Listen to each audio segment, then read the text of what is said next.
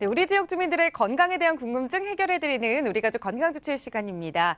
바로 어제였죠. 매년 10월 20일은 대한간학회가 제정한 간의 날인데요. 그래서 오늘 이 시간에는 우리가 흔히 알고 있는 간에 대한 상식과 또 간에 발생하는 질환들에 대해 짚어보려고 합니다. 그리고 이 간 건강을 위한 관리법은 또 무엇인지도 알려드릴 테니까요. 끝까지 함께 해주시고요. 또 방송 보시다가 간 질환과 관련해서 궁금한 점 있으신 분들 저희와 상담해 주세요. 소화기내과 전문의가 여러분의 고민 실시간으로 상담해 드립니다. 네, 그럼 오늘의 주치 소개해 드릴게요. 명지병원 소화기내과 정현정 교수님 모셨습니다. 교수님 안녕하세요. 안녕하세요. 교수님 오늘 이 간 건강에 대해 자세히 알아볼 텐데요. 주변에도 보면 이 간 질환으로 고생하시는 분들 꽤 많이 계시거든요. 그런데 사실 이 간 질환이 얼마나 위험한지 잘 모르고 계시는 분들도 많으신 것 같아요. 여기서 간 질환의 이 심각성을 좀 알고 가야 할 텐데 우리나라에서 이 간 질환으로 사망하시는 분 얼마나 되나요? 예, 최근 통계청 자료에 의하면 간 질환은 국내 사망률의 8위를 기록하고 네. 있습니다. 특히나 이 사회적으로 활동이 왕성하고 한 가정의 가장으로서 아주 중요한 역할을 하고 있는 40, 50대에서 3대 사망 원인의 하나입니다. 네. 또 간암 발생률도 해마다 늘어나고 있어서요. 2010년 자료에 따르면 간암의 경우 남성에서는 암 발생률의 4위, 네. 여성에서는 6위를 차지하고 있고요. 암에 의한 사망률은 남성에서는 폐암에 의해 두 번째로 높았고 여성의 경우에는 4위를 기록했습니다. 네, 말씀해 주신 대로 사실 여성보다는 남성에게 좀 많이 발병하고 또 사회활동 많이 하시는 이 40, 50대 남성분에게 주로 흔하게 발생하다 보니까 이 간에서 발생하는 질환들, 이 술 때문에 생기는 거다라는 말씀 많이들 하시거든요. 실제로 그런지 왜 발생하는지 좀 알려주세요. 예, 실은 알려진 원인 중에서 가장 흔한 원인은 바이러스입니다. 간염을 일으키는 바이러스는 그 종류에 따라서 급성 또는 만성 간염을 일으켜서 네. 간 손상을 일으키게 되는데요. 이제 길게 보는 만성 간 질환을 일으키는 바이러스는 B형 간염 바이러스와 C형 간염 바이러스가 되겠습니다. 말씀하신 대로 음주도 간 손상을 일으키는 주요한 원인이 되겠는데요. 네. 1일 4잔 이상 음주를 하시게 될 경우에 간 질환 발생률이 높아지게 됩니다. 그 이외에도 요즘은 비만이나 당뇨 같은 대사증후군과 연관된 비알코올성 지방간도 증가하고 있는 추세인데요. 네. 이 지방간도 관리하지 않으면은 간 경변증으로 갈 수 있으니까 주의하셔야 되고요. 그리고 드시는 약이나 아니면은 건강식품 같은 것에 의해서 독성 간염이라는 질환이 발생하기도 하는데요. 네. 이거는 원인이 되는 약을 먹었을 때 발생을 하고 그다음에 끊었을 때 증상이 완화되는 것으로 진단할 수 있습니다. 그 이외에도 자가면역성 간염이라든지 유전질환 또는 전신 상태에 의해서 2차적으로 일어나는 간 질환도 생각해 볼 수 있겠습니다. 네, 정말 다양한 원인으로 인해서 이 간 질환이 발생을 하는데요. 그런데 이 간에 문제가 생기면 사실 이 처음부터 심각한 병으로 진행이 되지는 않을 것 같거든요. 네네. 어떤 방법을 거쳐서 이 병이 진행이 되는지 그것도 궁금해요. 예, 사진을 좀 보면서 말씀을 드리겠습니다. 네. 예, 정상적인 간은 화면 왼쪽에서 보시는 것처럼 붉은색의 매끈한 표면을 띠는 탄력이 있는 조직입니다. 네. 그런데 간염 바이러스, 알코올 등에 의해서 만성 간 질환이 진행되면 표면이 거칠어지는 두 번째 단계 만성 간염 상태로 변화하게 되고요. 여기서 더 진행하게 되면은 간 섬유화가 진행을 해서 네. 간 표면이 좀 더 거칠어지고 결절 형태를 보이고 전반적으로는 간 크기가 줄어드는 간 경변 상태로 진행하게 됩니다. 이러한 간경변 상태에서는 간암이 발생할 확률이 높아지게 돼요. 네. 그런데 문제는 간염이나 간경변이 어느 정도까지 진행되어도 대부분의 환자는 아무런 증상을 느끼지 못하기 때문에 심각한 증상이 나타나서 병원에 오실 때는 네. 이미 좀 병이 많이 진행하시는 안타까운 경우가 많이 있습니다. 네. 따라서 B형 간염 바이러스나 C형 간염 바이러스 병력이 있으신 분이나 음주를 많이 하시는 분들 그리고 또 이미 간경변의 진단을 받으신 분들은 규칙적으로 병원에 오셔서 증상이 없더라도 검사를 받으시는 것이 중요하겠습니다. 네, 사실 초기의 간 질환은 쉽게 치료할 수 있음에도 불구하고 잘 몰라서 그냥 방치해두면 결국 간암까지 발전이 될 수 있다라는 말씀해 주셨으니까요. 아무래도 정말 주기적인 검진 그리고 검사가 가장 중요할 것 같아요. 네. 네, 이번에는 이 앞서 말씀해주신 이 간 질환을 일으키는 원인들에 대해서 이 하나하나 좀 자세히 살펴볼 텐데 앞서 말씀해주신 것 중에 이 B형 간염 그리고 C형 간염 바이러스 병력에 있으신 분들은 더 주의를 기울이셔야 한다라는 말씀해주셨잖아요. 근데 이 바이러스성 간 질환 사실 어떤 건지 저는 좀 생소하거든요. 네.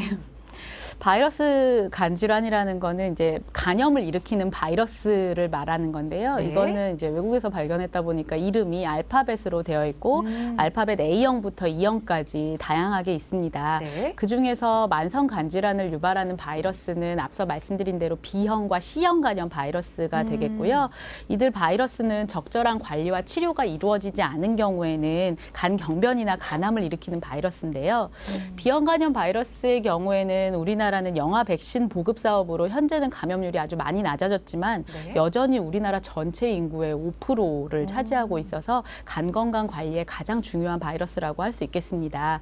B형 간염 바이러스 복균자 대부분은 태어날 때 모체의 산도를 통해서 감염이 되고 네. 바이러스 활성도에 따라서 보유 상태를 유지하거나 만성 간염으로 진행하게 됩니다.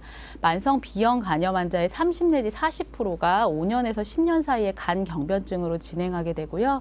이들 중 많게는 6% 정도가 10년에서 20년 이내에 간암을 진단받게 됩니다. C형 간염의 경우 국민의 1% 감염률로 보고되고 있는데요. 최근 진단율이 점점 높아지고 있는 추세입니다. 이거는 주로 체액을 통해서 감염이 되고요. 네. 만성 간염에서 진행한 환자의 약 30%에서 간 경변증으로 가게 되고 이들 중에서 연간 한 2에서 4% 정도 간암을 진단받게 됩니다. 네, 그렇다면 결국 이 B형 간염과 이 C형 간염이 발견된다면 더 큰 질병으로 발전하기 전에 바로 치료를 해야 한다는 건데 네. 이 치료는 어떻게 진행이 되는지 혹시 복잡하고 어려운 건 아닌지 겁내시는 분들 계실 것 같아요. 아, 예.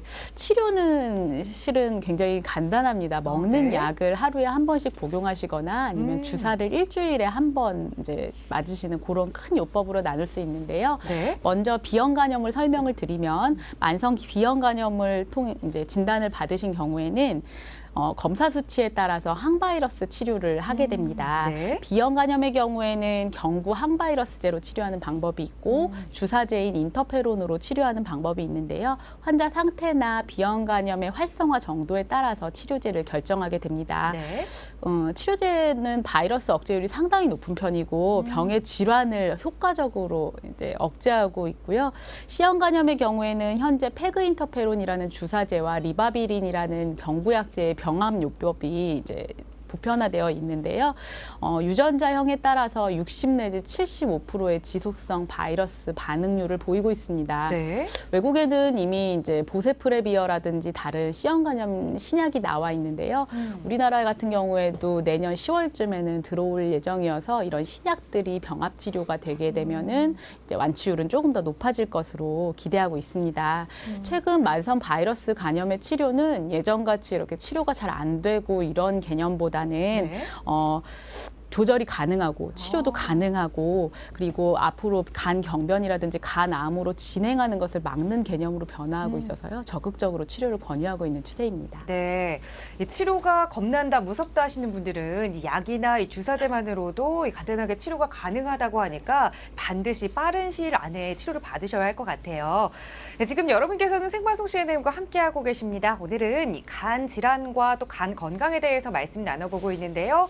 이와 관련해서 궁금한 점 있으신 분들 010-8419-1110번으로 전화나 문자 주세요. 전문의가 여러분의 궁금증 실시간으로 해결해 드립니다. 네, 그럼 시청자분의 실시간 문자 내용 하나 살펴보겠습니다. 5038님께서 보내주셨는데요. 만성 피로와 간이 연관이 있다고 들었는데 이 피로에서 간이 안 좋아지는 걸까요? 아니면 간이 안 좋아서 피로함을 느끼게 되는 걸까요? 궁금합니다. 라는 질문이에요. 아, 예. 그거 같은 경우는 이제 약간 톱니바퀴 같이 닭과 달걀의 관계일 수가 있습니다. 기존에 이제 간 질환이 있으신 분들 같은 경우는 간 기능이 일시적으로 악화함에 따라서 이렇게 주무시고 나서도 회복이 안 되는 극도의 피로감을 느끼시는 경우가 있습니다. 거꾸로 이제 피로감이 지속되시는 경우 네. 간염을 일으킬 수 있는 소인 예를 들면 B형 간염 바이러스라든지 C형 간염 바이러스 이런 거 가지고 계신 분들은 피로감이 지속될 경우에 또 간 기능이 악화되실 경우가 있습니다. 그런데 실은 이제 피로의 원인이 무조건 100% 간이다라고 보기는 어렵고요. 네. 일단은 본인에게 그런 간염의 소인이 있는지를 먼저 보시는 게 중요하겠고요. 그 이외에 또 피로의 원인을 찾아보는 것도 중요하고, 예를 들어서 음주라든지 네. 이런 이제 알고 있는 소인이 있으신 분들 같은 경우에는 병원에 방문하셔서 간 기능 검사를 해보시는 것이 피로의 원인을 찾아보는 도움이 되겠습니다. 네, 이 확실하게 피로와 간이 바로 연결됐다라고 하기는 뭐하지만 그렇죠. 그래도 이 닭과 달걀 관계처럼 예. 뗄래야 뗄 수 없는 관계인 건 맞습니다. 확실하네요. 네, 계속해서 이 문제 내용 하나 더 살펴보겠습니다. 이 3891님께서 문자 보내주셨는데요. 간이 안 좋으면 이 얼굴색이 어두워진다고 하던데 진짠가요? 그렇다면 이 간이 안 좋은데 왜 얼굴색이 변하는 걸까요? 라는 질문 주셨어요. 아, 예. 정확하게는 얼굴색이 검어지거나 어두워진다기보다는 초기 변화는 아니고 이제 간 경변증으로 진행하거나 아니면 아주 급성 간염이 악화가 되었을 경우에 황달이라고 해서 예, 이제 체내 빌리루빈이라는 수치가 올라가면서 네. 얼굴이나 눈이 노랗게 변하거나요. 이렇게 얼굴색이 변하는 경우가 많고요. 황달 수치가 그런데 이제 10을 넘어가게 되면 이게 얼굴이 노래지다 못해서 네. 좀 거무튀튀하게 이렇게 변하시는 경우가 있습니다. 예, 그래서 정말 육안으로 봤을 때 평소와 얼굴색이 많이 다르시다면 혈중 빌리루빈 수치를 체크를 해서 정말로 간과 연관된 얼굴색의 변화인지 확인하시는 것이 중요하겠습니다. 네, 이 얼굴색과 관의 연관 관계도 실제로 있다라는 말씀해 주셨으니까요. 내 얼굴이 심하게 노래졌다거나 그 과정을 거쳐서 더 검게 변했다면 반드시 간에 문제가 있는 건 아닌지 다시 한번 확인해 보시기 바랍니다. 네, 이번에는 이 또 간 질환을 일으키는 다음 원인에 대해서 살펴볼 텐데 많은 분들이 알고 계시는 내용일 것 같아요. 지방간에 관한 내용이거든요. 주로 이 술 많이 드시는 남성분들이 건강검진하면 지방간 조절하세요라는 문구가 참 많이 나오거든요. 이 지방간이 정말 이 술을 많이 마시는 분들께 발생을 하는 건지 그리고 또 지방간은 무엇인지도 그 개념도 좀 설명해 주세요. 예, 먼저 지방간이 무엇인지에 대한 개념을 네. 말씀을 드리면요. 지방간이라는 거는 지방 대사의 여러 가지 장애에 의해서 이제 지방이 간에 축적이 돼서 간 전체의 5% 이상의 무게를 지방이 차지하게 되는 경우로 정의할 수 있겠습니다. 네. 말씀하신 대로 원인은 크게 술, 그러니까 알코올에 의한 원인과 알코올이 아닌 알코올 외의 원인으로 나뉘는데요. 네. 그래서 알코올이 원인이 되는 경우는 알코올성 지방간이라고 말을 하고요. 알코올이 원인이 아니고 뭐 아시는 대로 당뇨나 비만, 이런 고지혈증 이런 것과 연관되는 경우에는 비알코올성 지방간으로 분류를 하게 됩니다. 술을 드시는 경우에는 간세포에서 지방을 좀 머금는 그런 성향이 생기게 되거든요. 네. 그래서 조금 더 심하게 지방간이 초음파 상으로 보이는 경우가 많은데요. 당연히 이제 알코올성 지방간의 경우에는 치료가 금주가 가장 중요한 치료가 되겠고요. 네. 비알코올성의 지방간 같은 경우에는 식이 조절이나 생활 습관의 교정 또는 운동 같은 그런 이제 생활 습관 교정이 제일 중요한 치료가 되겠습니다. 이 외에도 뭐 항산화제 치료라든지 여러 가지 치료가 있지만 가장 중요한 것은 그 원인이 되는 인자를 끊는 것이 가장 중요하고요. 지방간도 역시 간 경변이나 간암을 일으킬 수가 있으니까 진단이 되실 경우에는 규칙적으로 검사를 하시는 것이 좋겠습니다. 네, 정말 다들 알고 계시는 내용일 테지만 이 간 건강을 지키기 위해서는 술도 조금만 드시고 또 적당한 운동 그리고 식이 조절도 해주셔야 한다는 거 기억해 주시기 바라고요. 또 앞서서 이 시청자 사연에서도 이 간이 안 좋으면 왜 얼굴이 노래지나 하는 사연도 있었잖아요. 네네. 이렇게 간이 안 좋아지면 이 합병증이 발생한다라는 이야기를 참 많이 들었어요. 네. 그중 하나로 하지가 붓거나 또 배에 복수가 차는 등의 그런 합병증들이었거든요. 네. 이런 것들은 왜 발생하게 되는 건가요? 예, 앞서 말씀드린 대로 이제 간 손상이 미미하거나 초기 간염의 경우에는 대부분은 증상이 없습니다. 네. 그래서 환자분들이 이제 병원에 찾아오시는 예도 좀 별로 없는데요.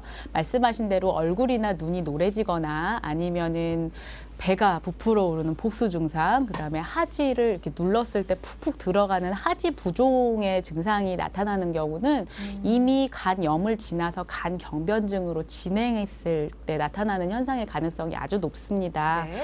그 이외에도 식도나 위에 혈관이 부풀어 올라서 조그만 자극에도 터질 수 있는 정맥류 출혈, 이런 경우에는 환자분들이 피를 토하고 오시는 경우가 있고요. 네. 그다음에 의식 저하나 아니면 혼수 상태로 빠지는 간성 혼수 등도 나타날 수 있는데요. 이러한 합병증이 발생하는 것은 대부분 간염이 원인을 이미 넘어서서 네. 간경변으로 진행했을 가능성이 굉장히 높기 때문에 바이러스 간염 치료나 금주 같은 원인 질환에 대한 치료가 아주 중요하겠고요. 이런 심각한 합병증이 동반된 간경변증의 경우에는 근본적인 치료는 간 이식을 고려하게 됩니다. 네. 네. 또한 간경변증 환자는 간암 발생 확률이 아주 높아지기 때문에요. 증상이 있건 없건 간에 규칙적으로 간암에 대한 선별 검사도 하게 됩니다. 네, 이런 증상은 사실 초기에는 발견이 되지 않는다고 하니까 조금 더 걱정이 되는데 이런 증상이 나오기 전에 미리미리 예방하고 검진하는 습관을 가지시는 게 가장 좋을 것 같습니다.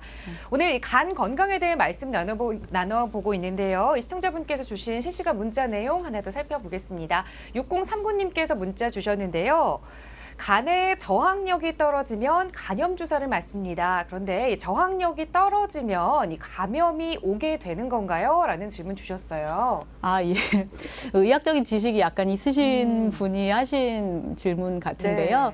네. 이제 간에 대한 저항력이라기보다는 이제 나와 있는 간염 백신의 경우에는 말씀드린 바이러스를 이길 수 있는 그런 백신들이 개발이 되어 있습니다. 네. 따라서 몸 안에 그런 바이러스가 들어왔을 때 그것을 이겨낼 수 있는, 쉽게 말해서 내 몸에 군사 같은 그런 항체가 없을 경우에는 백신을 맞아서 그런 네. 항체를 이제 만들어서 저항력, 그러니까 면역력을 키우게 됩니다. 그러니까 모든 사람이 다 뭐 비형 간염 백신을 맞는 것은 아니고요. 항원 항체 검사를 통해서 비형 간염 감염이 되어 있지 않고 그 대신에 비형 간염을 이겨낼 수 있는 항체가 없을 경우에는 백신을 하시는 게 좋겠고요.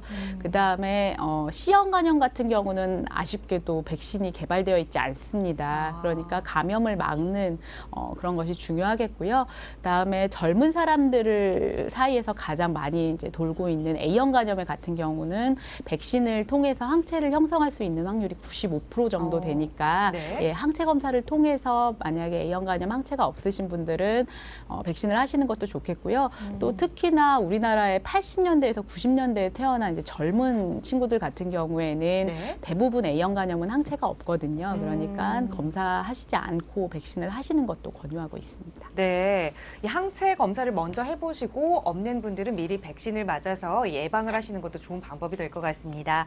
네, 이번에는 이 간 질환 중에 가장 심각한 질환이죠. 이 간암에 대해서 좀 자세히 알아볼 텐데요. 이 간암은 왜 걸리게 되는 건지, 이 간 질환에서부터 계속해서 발전되는 이유밖에 없는 건지 궁금하거든요. 네.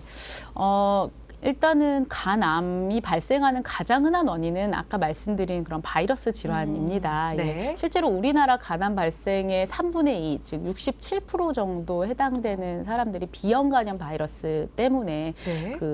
간암을 일으키게 되고요. 다음 원인이 C형 간염 바이러스, 그 다음이 음주 순으로 따라가고 있는데요. 대부분 건강한 간에서 갑자기 간암이 발생하는 예는 매우 드물고요. 예, 그런 그 위험 인자를 가지고 계시는 경우에 예, 간암이 발생하는 확률이 높습니다. 네.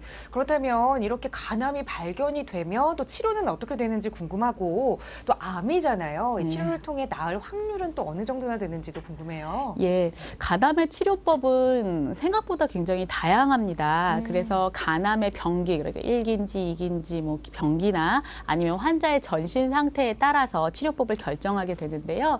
크게 수술적인 요법과 그다음에 비수술적인 요법으로 나눌 수가 있겠어요. 예, 네. 수술적인 요법은 주로는 초기 간암일 때 많이 권유를 하게 되고 완치율이 따라서 상당히 높습니다. 그리고 적응증이 되시는 경우에는 간 이식을 통해서 예, 완전히 새로운 간으로 교체를 함으로써 완치를 바라보는 치료를 하게 되고요.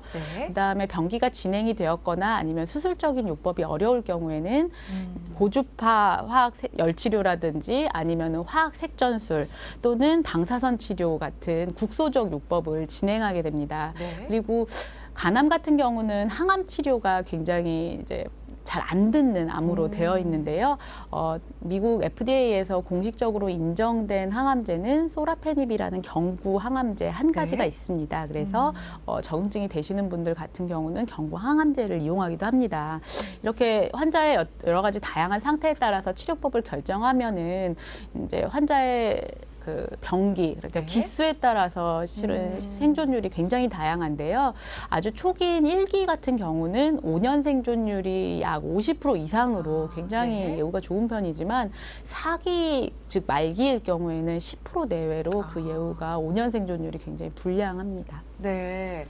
이렇게 말씀해 주신 대로 일기에 일찍 발견해야 생존율도 높아지고 좋은 걸 텐데요. 네. 그런데 사실 앞서서 이 간 질환은 증상도 잘 없고 또 이 합병증도 늦게 나타난다라고 말씀해 주셨잖아요. 그럼 이 무서운 질환 걸리지 않도록 예방하는 것이 최선일 것 같거든요. 네. 예방법도 있을까요? 일단은 아까 말씀드린 대로 이제 항체가 없으신 분들은 아예 백신을 맞아서 바이러스 감염 자체가 일어나지 않도록 최소한 하는 것이 가장 좋은 예방이라고 하겠습니다. 네. 특히 이제 비형 간염 같은 경우 우리나라에 감염되신 분이 많기 때문에 항체가 없으신 분들은 꼭 백신을 맞아서 항체를 형성하시는 게 제일 좋겠고요. 또 최근에는 국가 암검진 사업이나 건강검진 같은 것이 많이 활성화가 되어 있어서 간 질환에 대해서 진단율을 점점 높이고 있는 추세입니다. 하지만 이제 병원을 대부분 찾지 않으시는 분들이 많아서 그런 것들에 대해서 경각심을 가지시고 국가 암검진 사업 대상이 되시거나 그럴 경우에는 좀 규칙적으로 검사를 받으시는 게 좋겠고요. 네. 말씀드린 대로 만성 B형 간염이나 C형 간염의 병력이 있으신 분, 그다음에 알코올, 그러니까 술을 많이 드시는 분들 같은 경우에는 3개월에서 6개월 간격으로 혈액 검사와 초음파 같은 영상 검사를 하는 것을 권유하고 있고요. 이미 진단을 받아서 치료 중이신 분들 같은 경우도 네. 항바이러스제나 인터페론 또는 기타 치료에 대한 효과나 반응을 보기 위해서 3개월 간격으로 검사하는 것을 권유하고 있습니다. 네, 이 말씀해 주신 대로 이 주기적으로 검사를 받는 것과 더불어서 또 하나 중요한 것이 바로 이 생활 식습관일 텐데 이 간에 좋다 하는 음식들 참 많이 나오거든요. 정말 어떤 게 간에 좋은 음식들인지 몇 가지만 알려주세요. 안타깝게도 아직까지 과학적으로 알려져 있는 간에 좋다는 음식은 없습니다. 네. 우리나라 같은 경우는 예로부터 이제 알려진 간에 좋다는 음식도 많고, 그다음에 간에 좋다는 보조식품들도 이제 많이 유통이 되고 있어서 실제로 그 시장이 굉장히 적지 않은 것으로 알고 있는데요. 네. 일부 약초나 아니면 건강 보조식품 같은 것을 드신 후에 오히려 독성 간염으로 병원에 내원하시는 분들이 종종 있습니다. 네.